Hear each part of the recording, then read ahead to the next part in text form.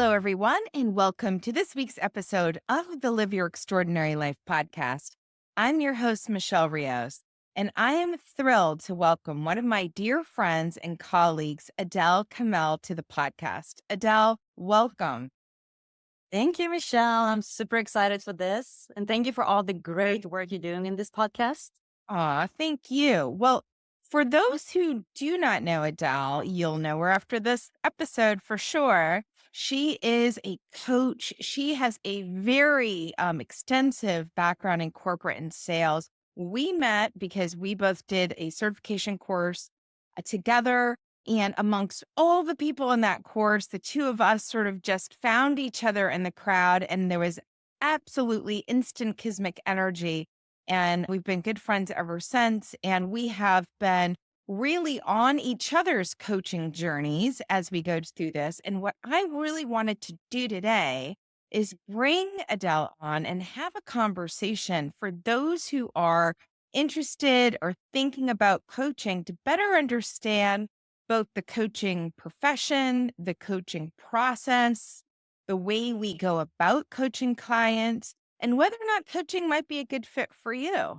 So, we're going to have a bit of a conversation. I think it's going to be a lot of fun, and I think it's going to demystify coaching for a lot of people. So, I hope you enjoy this episode.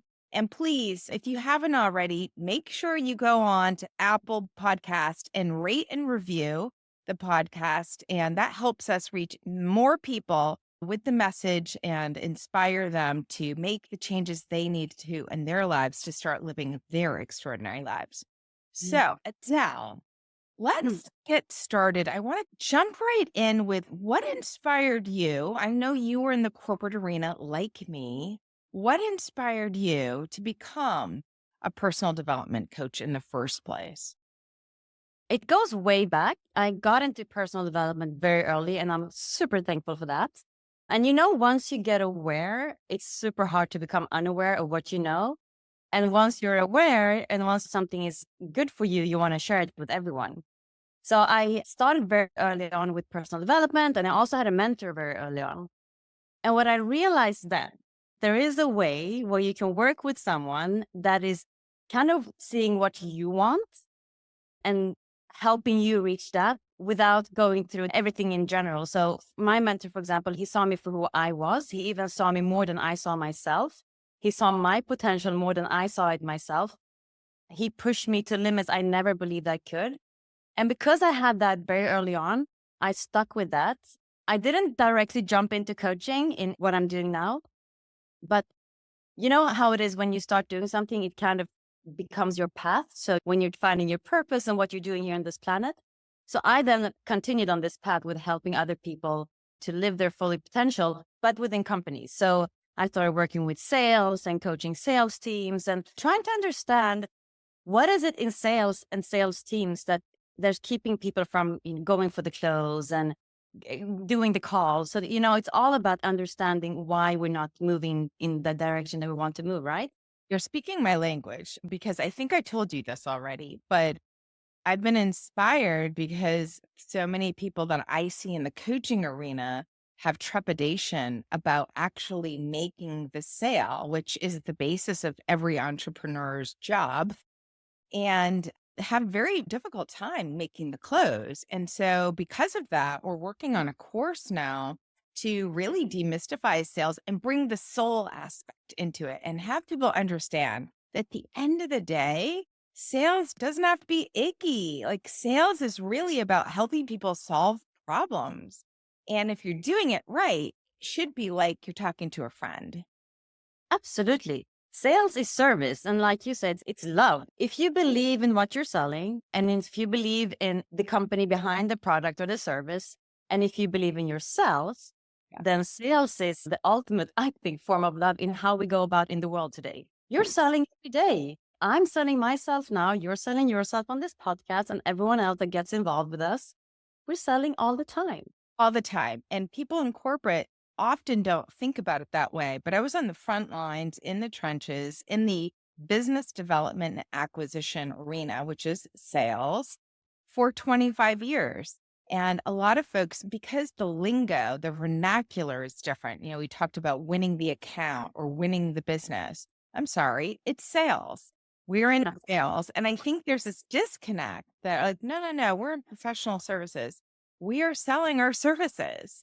So whether you're an entrepreneur, whether you're in corporate, whether you're selling a product, whether it's a service, whether it's your time, you are selling. And so getting comfortable with it and really taking away and demystifying, I think, what sales really is about is really important to me. It's sort of at the heart of everything. And it was something I did not anticipate doing. I'm in this new chapter of my life and what I'm focused on, but it was so apparent and working with coaching clients that this was a hang up for a lot of people, preventing them from really achieving their entrepreneurial goals. So I'm excited. We're working on it now. It's going to be a self-study course, and I hope it'll be out in the marketplace in the next 4 to 6 weeks. So I'm excited too. thank you for that opening, Adele. That was really helpful. I really want to talk about your role as a personal development coach because you and I both subscribe to this philosophy of intuitive coaching. We both have our approaches and styles to working with clients. Help people understand, what does it mean to be an intuitive coach? Great question. Yes, first of all, coaching is all about partnership. That's all I want to say. Coaching is not me sitting here telling you what to do. That's Um, consulting, just that's FYI. consulting or mentoring, right? Intuitive coaching really is to show up for what shows up. Mm, And from right, that's like so that is the good. ultimate way of helping someone. Because if I'm gonna sit here and tell you I have a 12-week structured program from 1 to 12, and every week you come on, or every second week, depending on the rhythm, I have already decided what you're gonna go through. Who am I to say that this is what you need right now? That could be the 100%. way. Right, that could be. There is some coaching, like, so you have a specific end in mind in that sense. Intuitive coaching is based on who I am, what I've been through, and my knowledge and my methodology and my experience and everything that I have in my backpack. I'm going to show up for you and whatever you need. And I'm going to draw everything out from you because everything you have, everything you need, everything you want is within you. Maybe there are some things in the way you can't see it. So I'm just going to be there to hold this space, and I'm going to mess with your thinking. I'm going to challenge you. I'm going to have you change perspective. I'm going to make you look things in different ways if you want. And from there, step into your absolute full potential in the capacity that I can and that you want. That for me is intuitive coaching. And that's what I love to do because today I don't know what happens tomorrow. Absolutely. Being where your feet are, being present in the moment is so important. And I think even as coaches, when we hear that a client wants to make the transition from corporate to entrepreneurism, I'm all about that. I'm there for that. And so there is a process in place. There is a methodology. There is what I would say, a structured process for understanding and uncovering really what it is that's aligned for you to focus on as an entrepreneur, understanding where there may be some self-worth issues, understanding the stories we tell ourselves, where the limiting or protective beliefs are, removing those, healing trauma, which a lot of people don't understand is an incredibly important part, at least from an identification standpoint of what might be holding you back, and frankly, coloring what you're bringing into your future.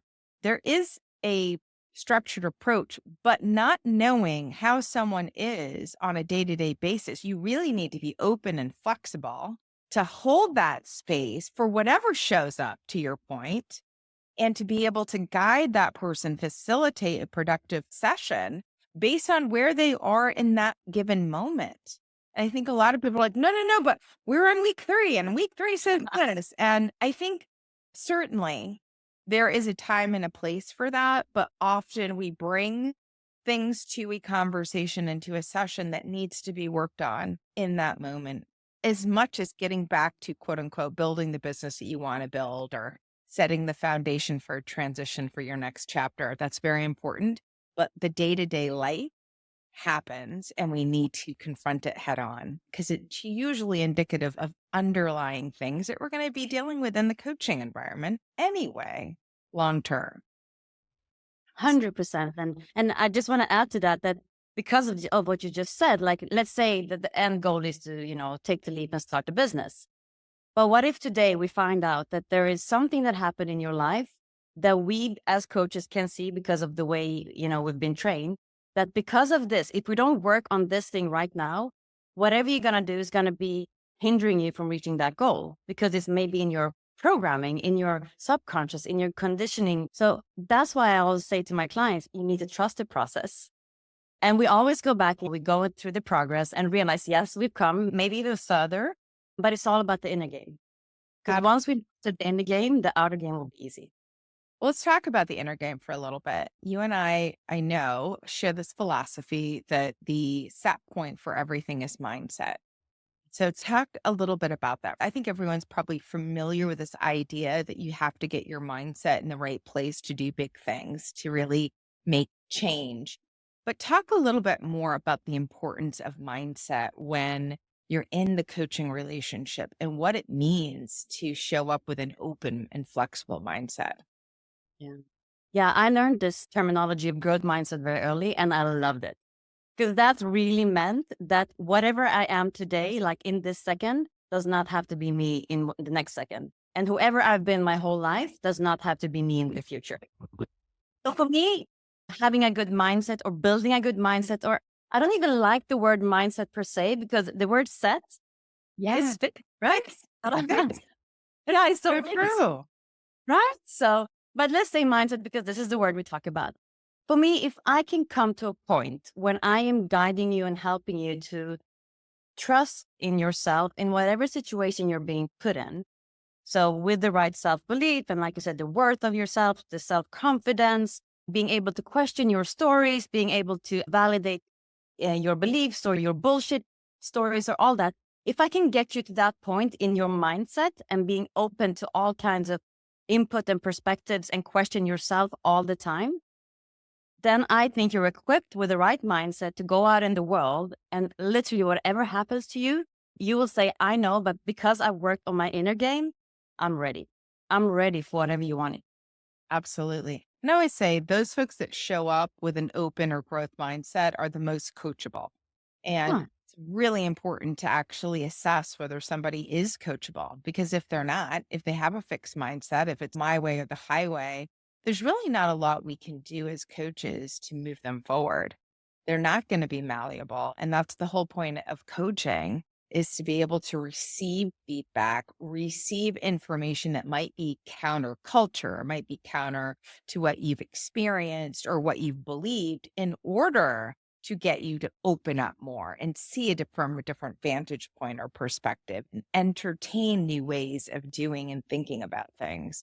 I'm so glad we're having this conversation. All right, I want to jump right in because I think you and I have now seen enough of a spectrum of what clients need to work on that we can have this conversation. In your opinion, would you say are the top 3 to 5 issues that most clients come to you to work on? And I'm going to caveat with what do they think they need to work on? Yeah, that's the And best then one. what does Coach Adele know they need to work on? Oh, yeah. It's funny because people come to me and say, yeah, I want to get a new job, but I want to have a relationship. I want to fix my LinkedIn profile. And I'm like, all good. We can get to that. But what it really is, and I would say top one, what I've noticed is the inner critic. Mm, It's what we say to ourselves on a daily basis and how that affects how we show up in the world. For me, that's number one. The way we're talking to ourselves, the way we are getting on our own way is if we can learn how to catch that and work on that and be aware and observe that, then we're constantly in this progress and process of moving forward and helping ourselves instead of working against ourselves. Well, you're telling a professional storyteller the importance of the stories we tell ourselves. So I'm right there with you. I'm there for it. It's interesting because that's one of the top 5 for me, bar none. But I would even go back and say what I find is that people really don't know what they want. I get I want to go do this or I want to make this change. And then when we actually start to peel back the onion, you start to realize even that is actually something somebody told them that they should want or should do at some point. and it's not exactly what they want. And so, really getting to the crux from an authenticity standpoint of where are you? What is the true you under there? And what are your core values? What are your desires? Because we don't ask ourselves, what do I want? For me, it was so important that in the book that I'm working on, the very starting point is we have to talk about what we want. The most important 4-word question you'll ever ask yourself: what do I want? Because I find that people come in saying, I really want to change jobs or I want to change careers. What they actually want is to step back and to assess. They need a breather. They're exhausted. They've been running this rat race for a really long time. And they might actually not want to make that transition. Not everybody wants to be an entrepreneur, and not everyone's built out to be an entrepreneur. And they say, I want to make that jump. I want to do this. But what they actually need is a break. They need more than a week off. They need time to decompress. They need to hit the reset button. They need to be able to give themselves the grace to say, I've been doing this for 20 years. I'm tired. And because our culture is all about how fast can you go? How much can you get done? And oh, the reward of doing good work is more work, right? Those people that are great workers, they get more responsibility. We burn them out. So sometimes I have to actually talk them through. Give yourself permission to not have to make a change in the midst of being so exhausted. Let that be okay that you need to take care of yourself, because we have really shortchanged ourselves on the importance of rest. We've shortchanged ourselves on the importance of self-care. And it's sort of like, well, you got your nails done on the weekend. Sure. Like, really? That's it? That's what I got? People need more. They need more sustaining nourishment from a soul level and from a physical and emotional level when they're going out in the world each day. But sometimes it's as simple as giving themselves permission to take a mini sabbatical. They don't have to quit their job. You can actually negotiate. I need to take some time off and take care of some personal stuff and then come back to it refreshed. A lot of people think it's either like get a new job, this is not serving me, but then they're jumping out of the frying pan and into the fire. Or I got to make this massive leap. It must be that I was meant to be an entrepreneur. I'm not meant to be in corporate. And then they realize, whoa, that's a lot more stressful and uncomfortable than I realize. It seems so glamorous when other people are doing it. And sometimes you just need a break. And so helping people really know, what do you want? For me is my number one. But certainly 100%, the stories we tell ourselves, my top 5. Yeah, no, I'm fully with you there because, like you said, that's taking another step back. And just to go then and then connect these two together. So when you ask yourself, what do you want? So what is it that then keep you from doing that? It's your inner critic. Because all of a sudden, if you need a break or if you want a break, no, but you don't deserve a break. You didn't reach that. You don't have the self-worth to be able Yeah. to give yourself what you need. I mean, the self-worth thing for me is like number 2 of 5. You can't get past there. We can't actually move the needle if self-worth isn't in place. If self-confidence, there's not building blocks for self-confidence. It's sort of a non-starter. We have to work there. It has to be a place where we build inner strength and belief. And a lot of people are lacking that. In fact, it's interesting. I remember, Adele, when I decided to leave corporate at the height of my career, it was a very lucrative and comfortable place to be, which is why it got uncomfortable, quite frankly. It got really comfortable. And then I was like, this is actually not feeling so good anymore. There's no stretch and there's not a lot of growth anymore. I've sort of been down this road for a while. And when I made the decision to completely stage exit left and hit the reset, you know what that's all about. And you go to zero, right? Yeah. Yeah, you become an entrepreneur. You're like, and we start at ground zero and you build. People were like jaws on the floor. Well, how are you doing this? You're resetting like nothing. And it was because for me, working with my own coaches over the last decades, really, I've had several different coaches over the course of more than 2 decades.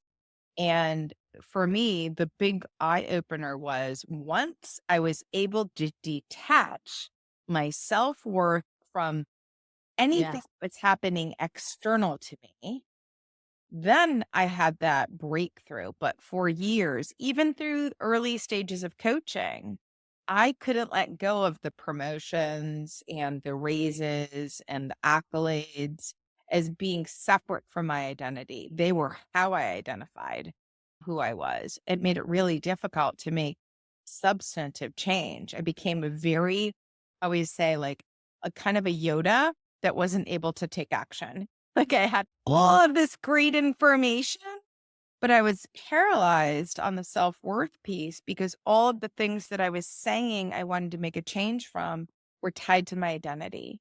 And if I took them away, well, who was I? Who are you? And we're talking about the doing and the being, right? So who are you if you're not doing anything? Who is Yeah, Michelle? that is so profound because one of the most important, and now I'm putting a stake in the ground on this because no one else is actually attributed to saying this. And I say it nonstop all the time. Your worth is inherent in your being, not in your doing. You were worthy the minute you arrived. You didn't have to do anything to be worthy. Exactly. Everything you do is just cherries on top. Is a baby worthy of love? A thousand, a million percent priceless. You can't put a And a price baby on is it. doing nothing. They do absolutely nothing, right? So It's, what happened along the way? I really do think we forget our origins. I share this. So I'm giving away some really juicy nuggets, but this is such a good story and it's so apropos. I think we forget from whence we came. And you and I think, have this really strong belief that we didn't just appear out of nowhere. We're spiritual beings having a human experience. Thank you, Wayne Dyer and all the pioneers before him. We're spiritual beings having a human experience. We came here to experience an extraordinary life, which does not mean happiness 24/7. It means all the things, the good, the bad, the grief, the sadness, the happiness, the joy, the frustration, the peace, all of the things that make a human human. We're here to experience it all, to go through as many experiences, to collect what it is to be human, to live fully. And we don't get the memo on that. So we're It's writing the book on that. We don't get the memo. You gotta arrive and you're like, here you go. Here's your memo. Here's the manual on how to really be human. Take advantage of all the adversity. It's fuel for an extraordinary life. Don't be afraid of it. Don't think like you have to go shirk away in the corner and play it safe and play small. And I think that what happens is we forget that we have this divinity that runs through us. We really forget how incredible we are, what an amazing journey this is. And somewhere right around the preschool era, that all kind of goes away for us. We just don't remember our spiritual roots. It's the return home. I love Marianne Williamson's A Return to Love. Return to self is the journey. And my little one, he's not so little anymore, but at the time he's really little. And he was about 3.5, not quite 4. And my dad was visiting.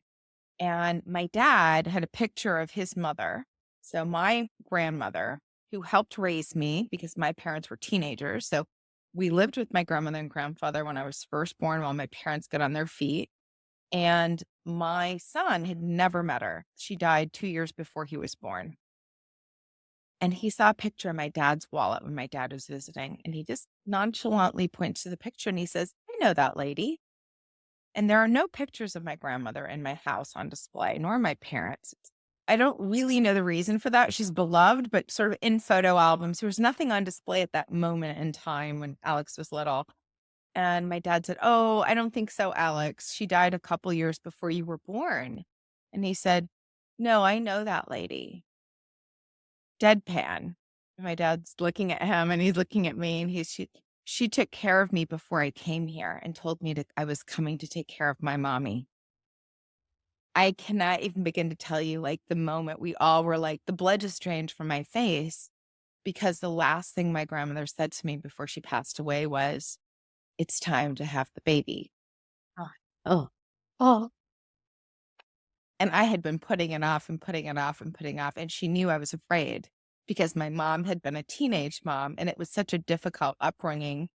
I waited until I was well into my 30s and I was 35 when I found out I was pregnant with Alex within 9 months of my grandmother passing away. Wow, that's Not planned. It was sort of like, surprise. We're wow. having a baby. And And you managed to do it perfectly fine, I'm guessing. oh, yeah. I mean, it was such a gift to have waited, but I'm so, and because I was older and more mature and I had to deal with a lot of my fears. But can you imagine hearing from the mouth of a babe, as they say, oh, yeah, that lady took care of me before I came here.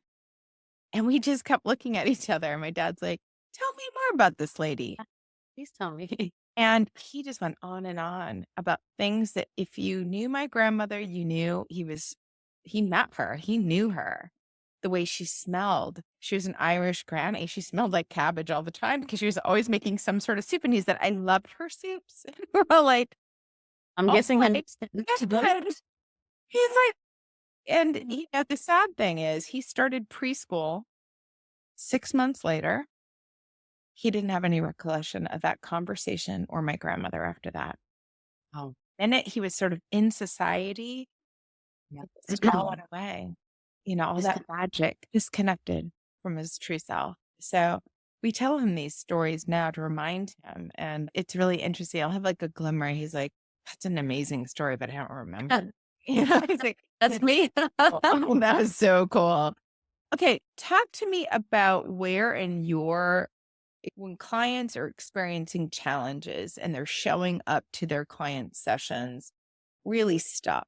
I know that happens from time to time. Usually you get very talkative clients because this is a safe space that we're holding for them. And they are so looking forward to having that place to just reveal what's happening, talk through it. It's their Mm. space, it's for them. But there's occasionally moments in time where they're just stuck and they're like, I don't know. I don't even know where to start. I have nothing to say. And we always have in the toolbox, if you will, the coach's toolbox, some really open ended questions that we like to use to really help to open up the client, to help start to unearth what might actually be happening. What are some of the ones that are your go tos? It's funny you asked this question because one of my go-tos, the one that I love is, what do you want? It's so important. It's so important because so many people, like you said, don't even stop to ask. But I want to take it further because even if they have asked, they stop themselves in the answer. Forgot to say this when you talked about it before, but let's continue because I want to emphasize on you. It's not what do you want, it's what do you want. Yes. What do you want? And Exactly. this is where it gets interesting, challenging. So this is my go-to question because it can open up so many conversations because you have so many different areas of your life. But the thing is, people don't even dare to go there Hmm. because once you speak it out loud and you're brutally honest in your answer about what you want, not what your parents want, not what society want, not what you still think that you want, not what your husband told you want, what do you want? Once you go there, that becomes very interesting. Because what stands in the way is always the stories we tell ourselves of why we can't have that. We're allowing them to go inside, go beyond what they think is possible. And they know, deep inside, they know. Deep inside, most people just want to be asked that question and being allowed to fully express the answer without judgment, without limitations, without any bullshit stories that anyone has ever told you ever before. But they're So looking for permission. and looking for permission. And that's the thing. That's the space we hold. All we do as coaches is giving them permission to dream, to speak out their deepest desires and aspirations. And it's okay. No one knows the answer to that question besides you. The That's why I want to problem, emphasize though, on with what you said, Adele, the only problem with what happens next is if the self-worth isn't in place, which 9 times out of 10, it's missing, right? That's why they need coaching. They can't even believe that what they want is possible. And so they're like, well, that's what I want, but, and we immediately go to the but, right? But, or I don't know. I think I want that. And no, they know they want that, but they don't know that they're worthy of that. And that's the unfortunate but rich place as coaches we play. Yeah. 100%. But that's why I think that that question is opening up so many possibilities because, again, we as coaches, we have the tendency and the knowledge and the skills to read between the lines. Yeah. Whether it's in the silence or in the facial expressions or in the hesitation and the resistance, or even when they go from their head instead of their heart, we want to take them down from the doing and the logic and what do I need to answer here? What's the right answer? What do you want to answer? What's the right answer? Yeah. Like there's no performance here. I don't care what you answer. There's no right or wrong. What do you want to answer? Even if that doesn't show up in the first answer, we've just opened up a little space for them to start going that direction. I've noticed it doesn't happen the first time, maybe not the second time, but the fact that we've asked that question and giving them the space, and if there's trust enough as well, Yeah. maybe there's something to it. Well, and Maybe they still can have that. we need to keep asking that question. I think what we get wrong as humans is that self-discovery is a one and done. Oh, yeah. Well, I had a coach back in 2005. Well, so did I. And we determined that this is what I wanted. Great. And well, the light switch is on. So what's the problem? Well, it's 20 years later. Things could have evolved. You have changed. You have lived other life experiences. You have gone through more. You may still want that thing or experience, but there's probably more to it and there's probably more nuance. Another way of getting at that same question that I love, because I often get the, I don't know what I want, right? That's a knee-jerk reaction of, I don't know. And I'm like, well, that's not true, but okay, we'll play the dance for a little while. So another way at it, same question, asked differently. What if you couldn't fail? Love that. What if you couldn't fail? If you knew 100% that you couldn't fail, what would you want to do with your life? Oh, that's a whole new, but well, if I couldn't fail, and there's no risk involved. Yeah. And then they get going, right? Yeah. Yeah. And often what's on the other side of the question is fear, right? We all know that. And the only reason why Adele and I can say that is because we've lived it. Yes. Which is another question I always ask. What are you afraid of? You want coaches who have lived experiences that have been through adversity, that have gone through these things that we're asking you because we speak from a place of experience, not just a textbook. And are still doing it. And are still I'm doing the work putting myself out there every day, Michelle. every day. Every day I'm doing stuff I'm afraid of because that's my standard. I wake up every day, part of living my extraordinary life, and ask myself, how do I want to show up today? How will I face fear today and do it anyway? I really do. Oh, I see it. I see you. And what I love is that a lot of people think as coaches, we don't need coaches. Like, well, we've become coaches. We don't need anybody. We can do it ourselves. And the reality is, everybody needs somebody to help them see their blind spots. Everyone needs someone to, quite frankly, as you said so eloquently, push them on their bullshit because we all have it, even coaches. We get in our own way of the why we can't and what can't happen.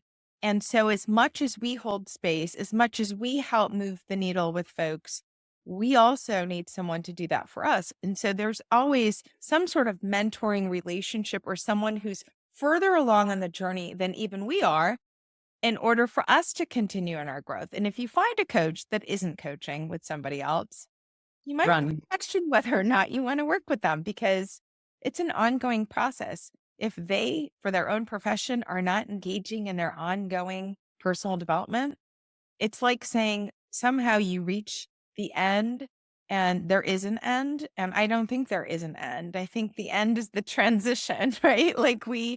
I always say, everyone's like, well, you're living your most authentic life. And I said, for today. But I truly believe stepping into authenticity is like stepping into deeper layers of going home to yourself. And you never 100% go home to yourself until you transition back to spirit. So, do I feel like I'm living an authentic life? 100%. Do I think there's still more work that can be done? 100%. Yeah, because you don't know what you don't know. But based on what you know today, you're showing up as best as you can. That can change tomorrow. But I fully agree with you. If there's a coach that doesn't work on themselves with the coach or with a mentor, anything, there is this authenticity that you said, it's not there. And you cannot take anyone deeper than you've been yourself. So in order for you to always show up, you need to show up for yourself first. 100%. All right. I want to talk to you about influences because we went through a certification program that I felt really good about. I think it was one of the better ones that I've experienced. I know you've been through several yourself, but this is one that we went through together. It happened to be through Mind Valley.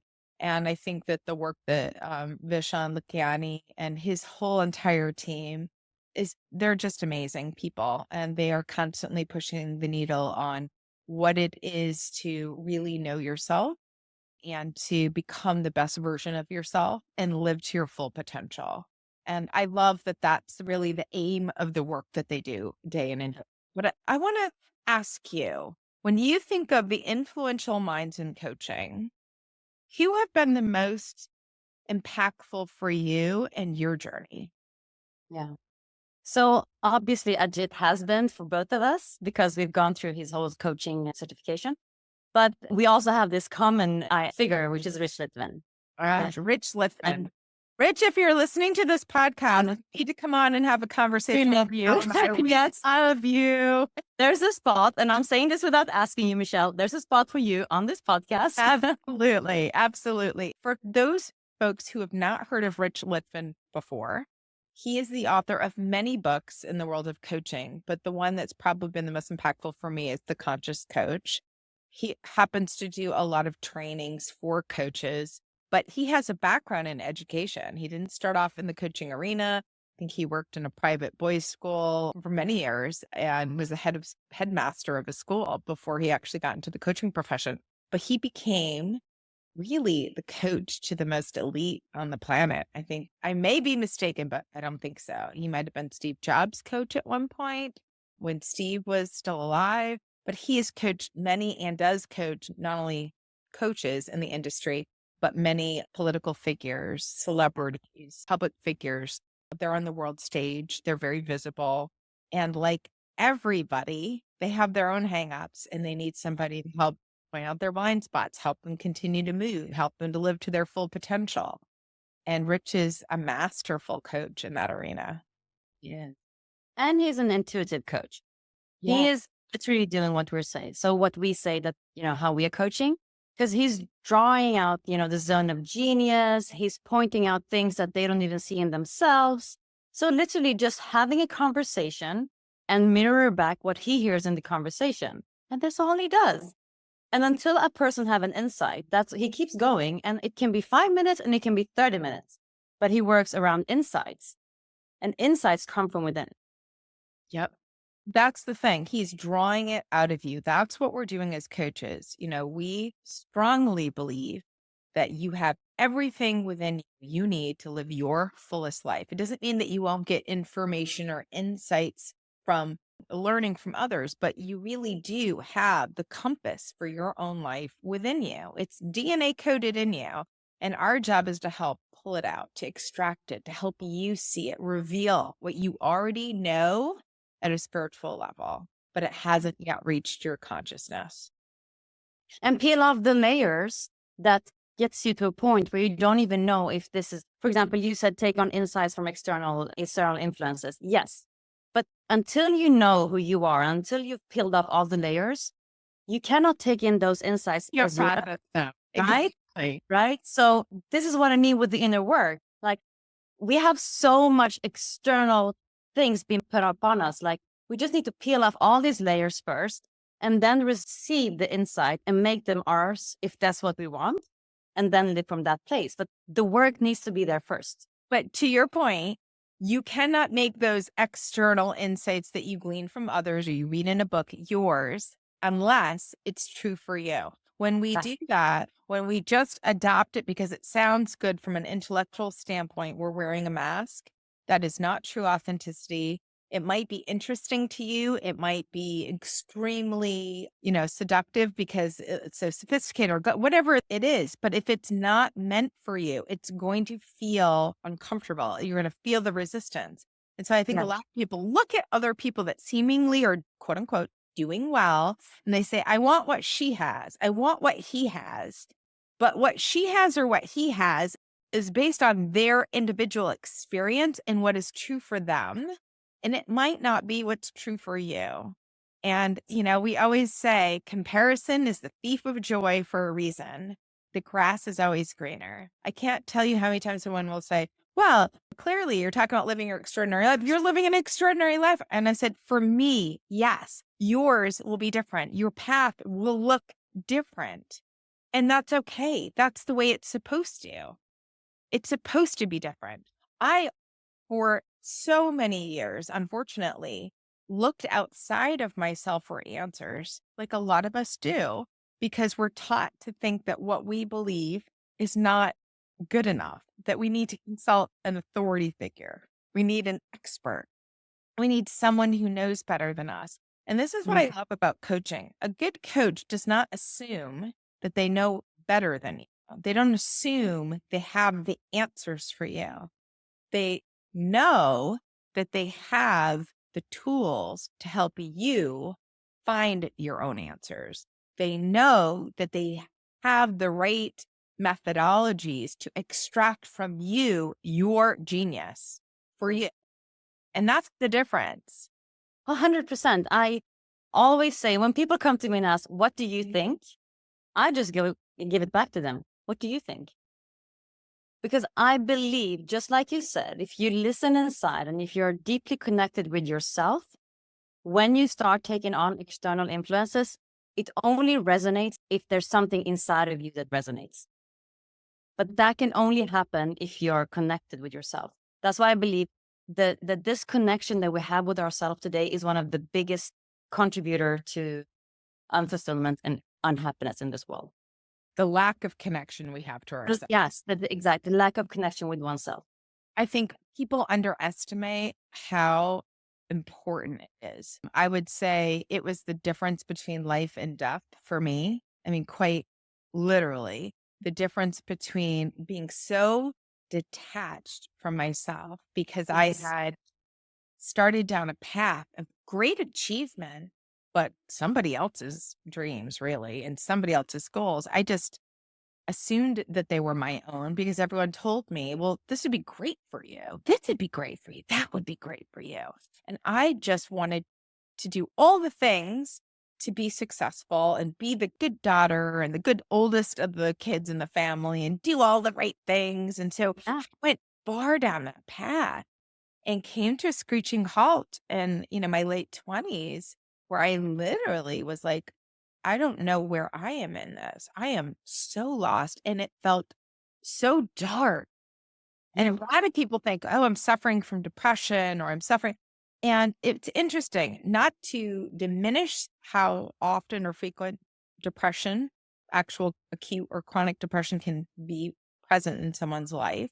However, my own spiral and experience from that was directly correlated to the distance I was from myself. I had become so detached from my spirit and my soul that I didn't want to go another day. I thought I was just so depressed. There was no helping me, and I couldn't figure out why. I was quote unquote winning. So if I'm winning, why am I feeling so awful and so dark? And so I was so detached from myself. And as I started to come back home little by little and remember, all of that went away. I mean, not Yeah. overnight by any means, but like it started to Yeah. really, instantly diminish. The immediate doom went away and then the real work started. Exactly. Because you said it was the difference between death, like life and death. That for me. For me, it's really like, what is the difference between being dead and being physically dead? Well, or dead and alive, truly alive. That's what I mean. So, Right. your soul is dead. but you're living. You just get buried at 75 or 80. Yeah. If you're not living a life where you are really connected to yourself, you are in fact letting your soul die, right? We talk about that. Like, I feel like my soul is dying. It's draining the life out of me. There's a reason why we have these phrases in our vernacular. It's because we are becoming so separated from ourselves. And so much of the work we do as coaches is to help you in your walk back home to yourself. Yes. It's that Beautiful. full and that difficult. Exactly. But so beautiful. And, you know, the really beautiful thing is when you're on this journey and you see somebody, the light go on in them again. Right? I'm getting goosebumps talking Yeah, about me too. Because I think about all the time when my clients show up with a total different energy than when they started. And I just wish they could see themselves. I wish they can but see you what hold I, up the mirror to yeah, people and saying, I see the light in you again. You're back. yes. You're the best. You're back. And Time to this get back stuff. out and like fully live. And oh, by the way, the memo, don't forget the memo. Fully living an extraordinary life does not mean it's going to be easy. So once you take that out of the equation and give yourself permission to have crummy days and hard experiences and grief and joy and happiness and sadness and frustration and love and all the things that are what it means to be human, you can be the observer of your life. You can enjoy even the dark times, knowing that this is fuel for growth.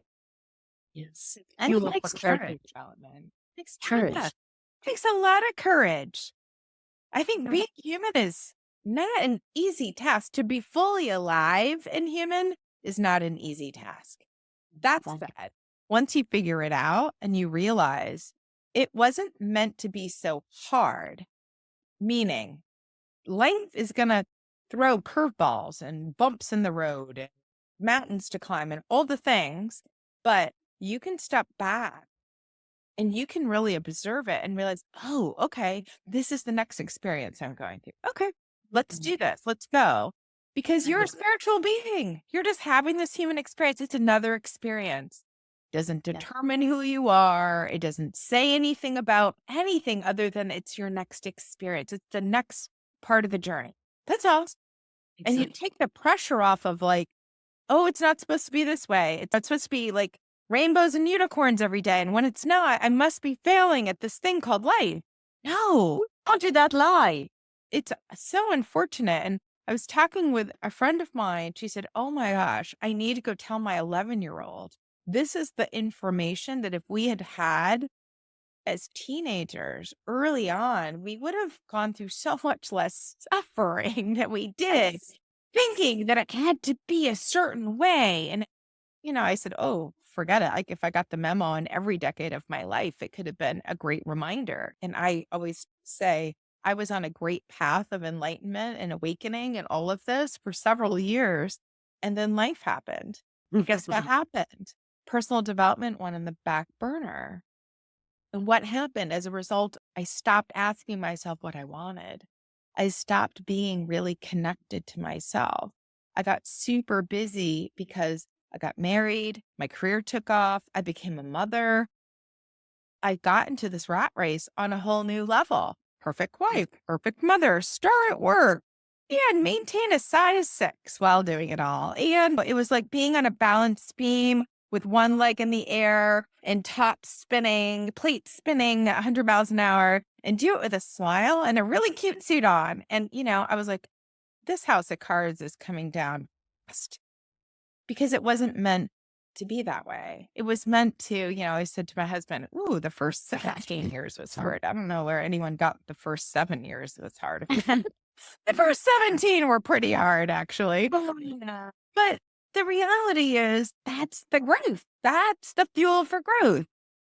You know, the Yeah. best joys of my life have come from being a mother. The most Mm. excruciating moments of my life have come from being a mother and realizing my fallibility and where my shortcomings are, where I lose my sight of my priorities, you know, along the way. And you'll read more about that in the book, you know, because you know, it's a stark reminder. Even the folks that think they're on this path or doing the work, It's like you're done. It's constant. You have to keep at it. You have to keep remembering why you're doing what you do. And it's okay to change your mind. It's okay to think you wanted something and you get there and you realize, wow, that actually didn't bring me the fulfillment I thought it was going to, but I'm glad I did it. It was hard, whatever it is. I get this a lot with folks that go into the entrepreneurial space and they think they want to be a coach. They think they want to be an author. They think they want to be a speaker because that's what they see out there in the world as like successful entrepreneurs in the personal development space. And then I get, you know what, Michelle? I'm not a big fan of writing. So I'd love to be a published author, but the idea of actually writing the book is not really my cup of tea. And I'm like, it is okay to say that out loud. Yeah. It does not diminish the fact that you want to be in this space and there's a place for you. But not everyone's meant to write a book. Or maybe you're meant to write a different kind of book. Or maybe you're not meant to write. Maybe you're meant to podcast. It's okay. You don't have to do all the things. And same thing with speaking. I get that a lot. They're like, I really thought my career in this space was going to be me being on stage trying to inspire people. And guess what? I don't really connect with that as much as I thought I was going to. Like, great intel. Don't beat yourself up about it. It's just information. Okay. So you don't want to do that part. That's okay. Who says you have to? And I think that that's the unfortunate part as humans. We think it's all or nothing. I must do all these things or I am not enough. Yeah. You are enough before you started. And that's where we mess up. You're already, Exactly. Exactly. Or even go back to ask, why did I even think that I wanted to be this? Where did this story come from? Who told me this? Who told me this was success? I have people right now that I'm coaching that are actually going back to wanting to commute and wanting to go back to being in the office. Because during the pandemic, we had this new idea of everyone want to work remote. And so a good employee is an employee that allows people to work remote, which I think still is. But that does not mean that you want that as a person. So I have people that I'm coaching now that are missing that. They're missing going to the office. They're missing missing that connecting. connection of being around Yeah. other people. I hear that a Just do lot. that. And I just do Yeah. that. Yeah, but I'm not supposed. Who said that? And who cares? And this is the funny part. It's like people say to me, it's hard to live authentic. It's hard to start a business. Yes, it might be, but it's also hard to not live authentic. It's also hard to sitting there and not loving your life. But the only reason you're still stuck in the present state is because you're so used to that feeling of hard, that kind of hard. It becomes familiar to you. It becomes cozy and comfortable. It's still hard, right? But the other hard needs you to do something else. Choose your hard, people. Choose your hard. This is the thing. But the reason they think the first hard is easier is because it's comfortable. They're already there. It's So familiar. it requires no change, right? It still feels hard. The other hard requires to do something. Yeah. And to have courage. 9 times out of 10, the difference between it looking hard is often in our minds, right? And if you take action toward whatever that thing is that seemingly is hard for you, you realize it was just that ounce of courage to actually get moving that was needed to demystify whatever that thing was that you built up in your mind as being so difficult. And it's not so bad after all. I want to say that I'm smiling because like one of the best questions that I thought we learned in our coaching was also like, what if it was easy? Mm, I love that question. Like, what if it wasn't hard? What I if love it was easy? that. Yeah. I just FYI, I have days that are really hard still, just like everyone else. But I have more days that are actually easy because, and I think this is an important part for people to think about when they think about what it is they really want to spend their time doing. The ability for me to have a long day, which sometimes I equate with hard because I get tired, right? A long Mhm. day. Yeah. But to be working with people and seeing them go through these awakening moments, Mm. or when we can sit back and see the needle moving toward transformation, is so incredibly gratifying. I can't even begin to put a word around it. It's beyond gratifying. It's so soul nourishing that it makes the long day worth it 1,000 times over. It's like, Yeah. and 1,000 days like that because it's so filling to Mm. be able to see people come back home to themselves step by step, the light to come back on, the excitement to come back into their lives, confidence to start to soar. And often it's there. It just needs dusting. You need to build it, but it's Yes. there. The building blocks are already there. We just need to help coax it out a little Mm. bit. Love it. It's like this, but this is part of our jobs, getting to talk with other Can you people imagine? Yeah. like-minded and to be Yeah. able to bring this kind of information to people. So nourishing, 1,000 times over. All right, let's talk books for a minute. I know Yeah. you're a voracious reader. You've actually sent some books my way. I love the bookshelf behind you. A couple of things. What has been maybe a seminal book in your coaching journey that you want to share with others? And what are you reading now? Mm. I have so many books for different things. If I would recommend something right now, today, for people, is The Atomic Habits from James Clear. The reason is because it's all in our daily habits. Yeah. The person you become is all based on how you show up every day and everything you do on a daily basis. It's not harder than that. So I think if you want to start with something, if you start with that and understanding that you can have everything you want if you just look at what you're doing today and start implementing those habits in who the person you want to be and become and what they do, that goes a long way. Because he also touches mindset and it's all about the meaning we give things. But if we say it starts with you and how you show up in the world, because results will come based on the small, small, small things you do every day. What you do consistently, right? Yeah. You are what you do consistently. Like he says, you vote with your action for the person you want to be. Yeah. That's it. That's how you vote, is with your actions. Then another book that I love to recommend is Man's Search for Meaning with Viktor Frankl. And the reason is what we talked about in the beginning, which is the freedom comes from within. Everything you want, you have from within. You just need to acknowledge that. He was in the most horrible place and situation in the world, and he still found the meaning. He still found And freedom inequality and in the, freedom. in the No most one could take that away insecure from him. place. Yes. No one could take that away from him. And if we can take that mindset, even if it's set, and apply it to our life today, we will hopefully never be in that extreme situation. But if we can approach life that way, wow, you're already free, Yeah, you're unstoppable.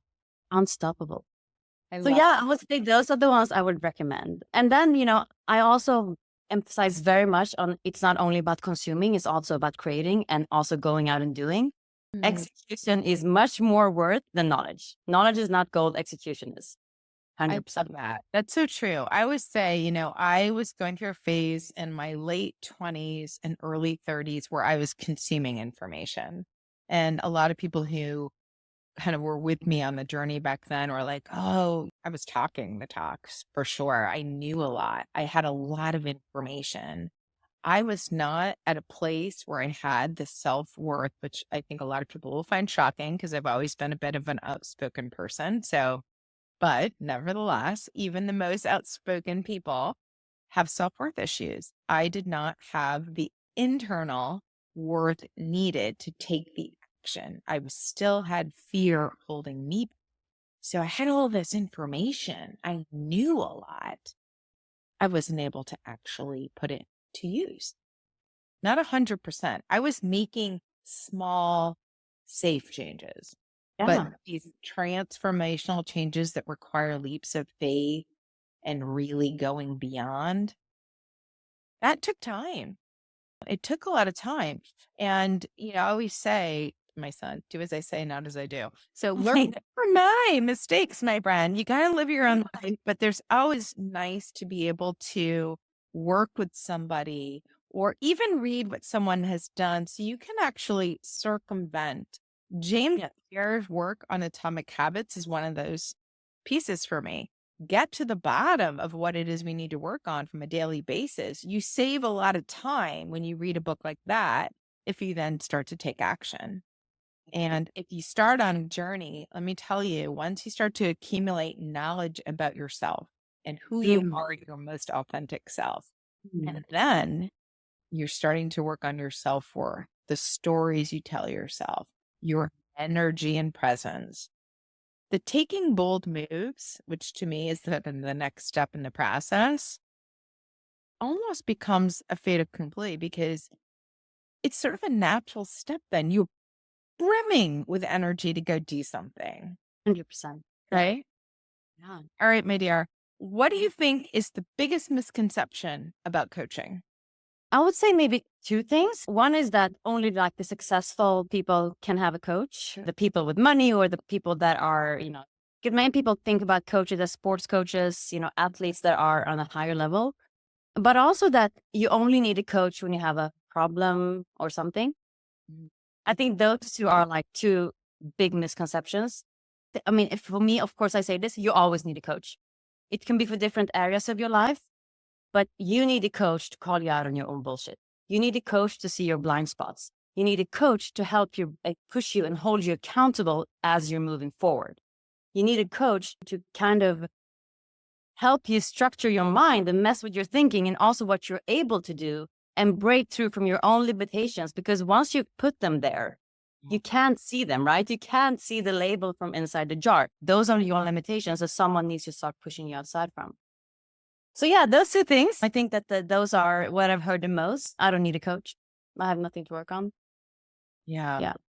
Yeah. And I'll tell you, Adele and Oh, I work with many coaches. I have two right now that I'm working with. And over the course of the last 20 years, I've worked pretty consistently too. And over the course of that time, I've had five different coaches for different things that I was working on. And it has made all the difference. And I yeah. would not, I always say, I get a lot of it's expensive. And I always say, well, what's the cost of inaction? The transformation begins the moment you decide to invest in yourself. And I think when we get past, and money blocks are a big one for me. I went through that myself. So I love talking about extraordinary wealth and breaking through because I see money as a resource. I don't have that scarcity mindset that I used to have that really did hold me back significantly as a younger person. And so to be able to walk somebody through understanding that the money that flows out then has to correspondingly come back in. It's a principle, a universal principle, law of the universe. What goes out must come back. It's energies, it's all energies. This energetic exchange. So that's one that I get. How can I do? I want to do it. I have so much resonance, but it feels expensive or what have you. So I always love to just demystify the fact that in reality, the cost of an action is likely more expensive because you will spend on the periphery of your life how you cope much more than what you ever did investing in coaching to move you forward in your life. So if you think of nothing else today, remember transformation begins the moment you decide to invest in yourself. Yeah. And what is even expensive, Michelle? What is expensive? Like, Yeah, I if, think that that's a relative term. yeah, I mean, if we would sit with someone that would say that's expensive, don't talk about coaching, something else. Yeah, a financial coach is expensive. Dinner's Oh, out, a it's trip. all relative based Yeah. on also your reference. So me and you would say it's not expensive, which will have the third person go, oh, maybe it's not expensive. So it's all about the references. And, also I would say who you're surrounding yourself with, the standards you hold to your life. Many people have no problem spending $3,000 on a flat screen TV, but they question if they want to invest in themselves, which is the best ROI you could ever get. Don't take it from me, try it and see. But I've seen it too many times to not be able to sit here and be fully comfortable and confident saying this. Societal norm is spending $3,000 on a flat screen TV is fully normal. The higher, the better, because the better TV. But spending that on the coaching, And why? I think it's because it's a tangible visual that you can see versus the inner work, which is often invisible to the eye. But oh man, when you experience it, it transforms how you show up in the world, your experience of life. And then you can afford over time a lot more than one flat screen TV. Because Oh yeah. And when if kids, you yeah, if when you don't want the flat screen TV I then. don't want it anymore. I don't even watch Yes. TV that much. But when you Same. invest in your self-worth, your net worth automatically goes up. And a lot of people don't make that association. So the time that you invest in working on yourself and your inner game is going to change your whole experience of life. So, Adele, I want to thank you again. Thank you for coming on, spending this time with me, really helping to bring insights around our profession to our audience here and talk about your experience and some of the insights you've gleaned from the work that you're doing with your clients today. Tell people where they can find you. First of all, thank you, Michelle. Thank you for the work you're doing. I listen to your podcast all the time. I love it. So you can easily find me on LinkedIn, Adele Kamel Whitley. I'm there every day. I answer everything. Send me a DM. I'm more than happy to hear from you. My website is under construction. So it's always a journey, right? So that's the easiest way to find me. Yes. So we'll have the links to Adele's LinkedIn. When she says she's there every day, she's not joking. The way I show up in the IG space, Adele is in the LinkedIn space, and we're going to learn from each other and round out our approaches here because they're all needed and people need to be reached through a variety of ways. So we're constantly growing. I will make sure the links are there. Adele, thank you for your knowledge and your insight and your friendship. I Thank really you for appreciate you. everything. Same. Love you. All right, until next time, go and live your extraordinary life. Thank you for listening to today's episode. If you enjoyed this podcast episode, please take a moment to rate and review. If you have recommendations for future topics, please reach out to me at michelleriosofficial.com. Lastly, please consider supporting this podcast by sharing it. Together, we can reach, inspire, and positively impact more people. Thank you.